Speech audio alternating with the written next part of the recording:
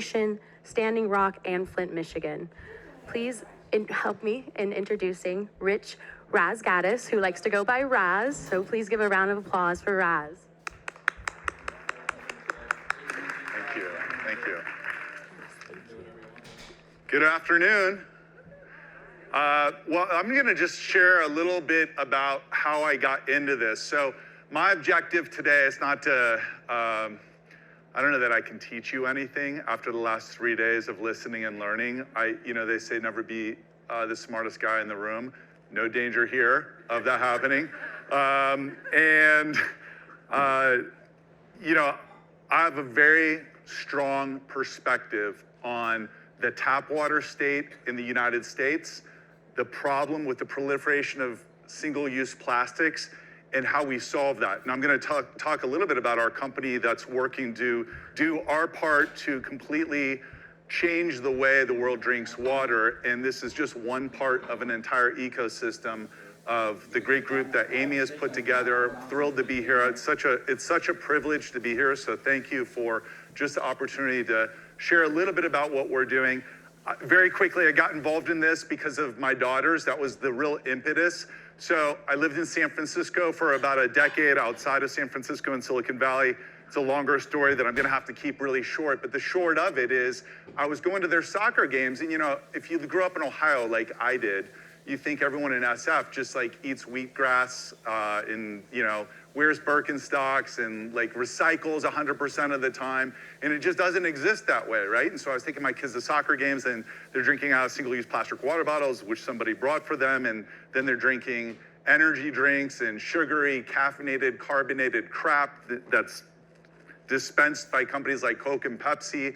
They're effectively kind of poisoning our kids and our societies. And I became really, really passionate about water.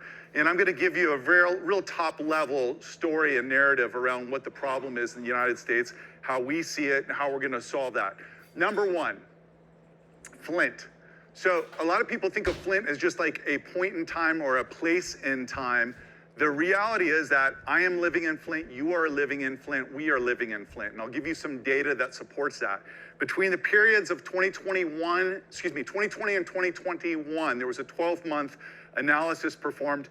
186 million Americans are drinking lead-contaminated tap water. 186 million. That's over half of the United States. Now, within that subset, there were 7 million Americans that were drinking over 15 parts per billion leaded tap water. That's defined by the EPA as like critical system failure, catastrophic. And then 3,000 communities, separate study, 3,000 communities in the United States since Flint have actually had tap water that's above, on average, 2 times higher than what was present in Flint, Michigan. And in fact, 1,000 communities had lead levels that were 4 times higher than what were exhibited in Flint. So that we don't have just a Flint problem, we have an infrastructure problem around water in the United States, which does not get spoken of. One of the reasons for this is that we have really outdated drinking water standards. And so not until 1974 did the Safe Drinking Water Act become in effect. And that's basically not been updated in 50 years. So if you think about, car safety standards, for example, or car seats in cars, imagine that those didn't get updated over a period of 20, 30, 40, 50 years. It's really unconscionable. And then when you look at that, and I'm going to share some data in a little bit about the proliferation of chemical compounds. In fact, in the interest of time, I'm just going to do it now. In 1984, there were about 67,000 chemicals in use in the United States, okay? Early 80s, about 67,000 chemicals.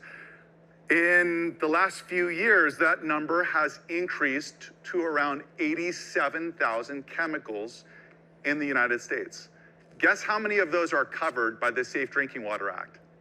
Take a guess. Well, okay, it's higher than 0. This is not gonna be a shocker, it's 97.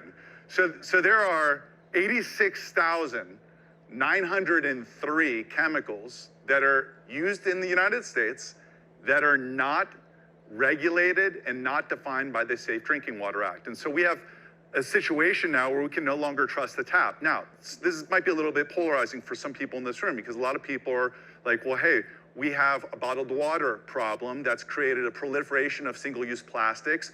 We're now literally drinking our bottled water, even if you're not drinking bottled water. So there's a study done by SUNY that sampled several different top bottled water brands and found about, on average, over 90% of those bottles of water had around 300 microplastics per liter of water. This is one of the reasons why you're drinking eating a credit card's worth of plastic every single month. And that's one of the reasons why it's being found in about 90% of umbilical tissue. Most recently, according to New England Journal of Medicine, 100% of placentas. In fact, I just saw a documentary screening that's getting released shortly where OBGYN is doing a cross-sectional of a placenta, and he's literally pulling out visual pieces, almost like macroplastics, chunks of plastic from the placenta. And part of the reason for this is because of the proliferation of single-use plastics and the insanity of single-use bottled water. And so a lot of us in the environmental community have been, really evangelizing, well, don't do that, drink from the tap, drink from the tap. And the problem is that we're in a situation today where even though single-use plastic water bottles are really the new environmental cigarette. This is the new cigarette. I wish I had enough time where I could talk about all the parallels of big tobacco and big bottled water and big beverage companies today. There are many, everything from culture to regulation to legislation to lobbying to economic incentives. I don't have time to cover that today, but we're in a position today where we exist as a company because we believe it is a fundamental human right that everybody deserves access to clean drinking water that they can trust. And unfortunately today, that does not exist. And so in our interest of stopping this insane proliferation use of single-use plastic water bottles, we've tried to get people back to the tap. And about 80%, depends on the data source. You can pick the most favorable data source says about 65% of consumers don't trust or don't like tap water. The other extreme of that is around 82, 84% of consumers don't trust tap water. The reality is the majority of people don't like it, don't trust it. Now it's known to be for very good reason. The lead data, PFAS is another example. Glyphosate, commonly known as and marketed as Roundup.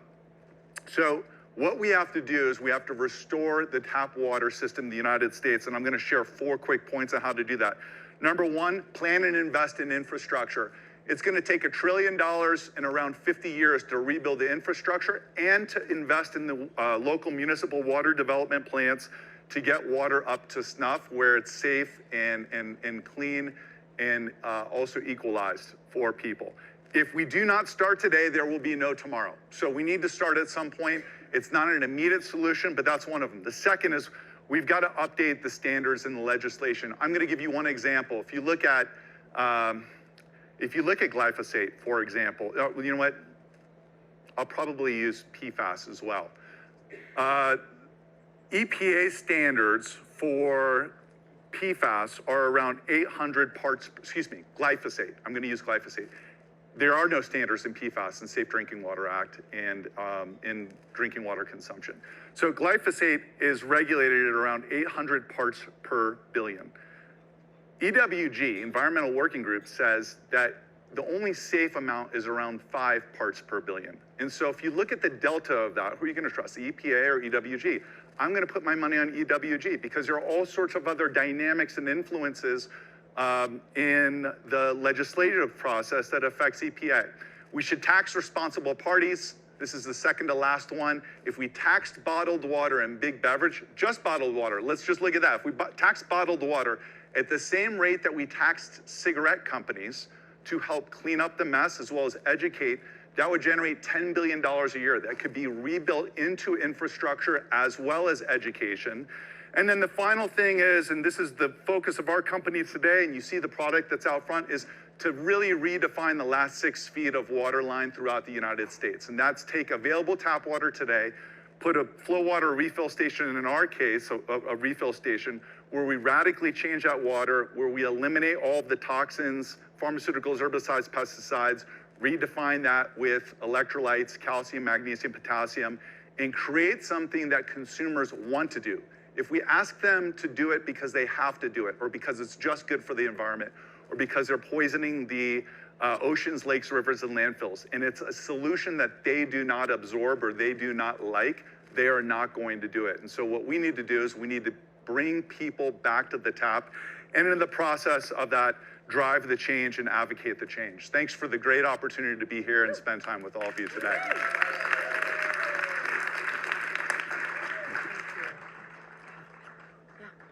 Thank you so much, Rich. I just wanted to jump up here. I was so excited during Raz's discussion, Rich Razgaitis, our new friend here at the forum. It's his first year with us, and it's his incredible machines out there that we've been enjoying. And I just wanted to thank him because of the work he does every day and how,